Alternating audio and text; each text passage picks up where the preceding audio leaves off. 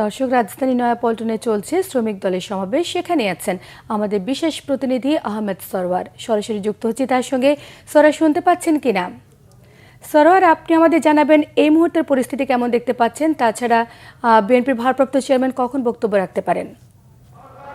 আপনারা এর মধ্যে জেনেছেন যে বিএনপি মহাসচিব মির্জা ফখরুল ইসলাম আলমগীর, যিনি আজকের এই শ্রমিক দিবসের সমাবেশের বিশেষ অতিথি, তিনি মঞ্চে এসে উপস্থিত হয়েছেন। এছাড়া বিএনপি স্থায়ী কমিটির সদস্য মির্জা আব্বাস, বাবু গয়েশ্বরচন্দ্র রায় এবং প্রখ্যাত শ্রমিক নেতা নজরুল ইসলাম খান সহ বিএনপির কেন্দ্রীয় নেতৃবৃন্দ এরই মধ্যে মঞ্চে আসন গ্রহণ করেছেন।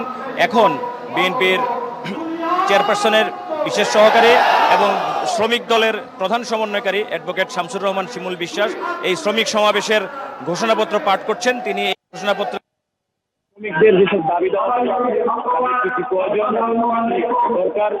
এবং তারা এতদিন কি চেয়েছিল কিন্তু কি পেয়েছে বা কি পায়নি সবকিছু মিলিয়ে একটি ঘোষণাপত্র পাঠ করেছেন।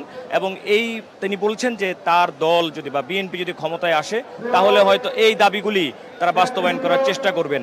এছাড়া কিছুক্ষণ পরে হয়তো এই ভার্চুয়ালি যোগ দেবেন বিএনপির ভারপ্রাপ্ত চেয়ারম্যান জনাব তারেক রহমান।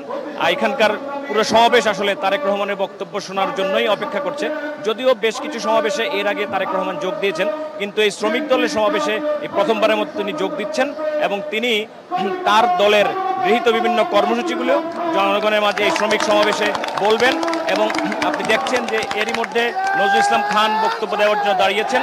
এই শ্রমিকরা আসলে উজ্জীবিত হয়ে উঠেছে। তাদের দীর্ঘদিনের নেতা, তারা বিশ্বাস করে যে নজরুল ইসলাম খানদের মধ্য দিয়ে, রাজনীতির মধ্য দিয়ে শ্রমিকদের যা হয়েছে এবং আগামীতে বিএনপি যদি ক্ষমতায় যেতে পারে তাহলে তাদের যে দাবি দাওয়াগুলো আছে যা এখন পর্যন্ত পূরণ হয়নি সেগুলো পূরণ হবে।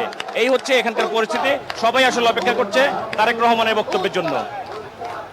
আহমেদ সরওয়ার, আপনাকে অসংখ্য ধন্যবাদ।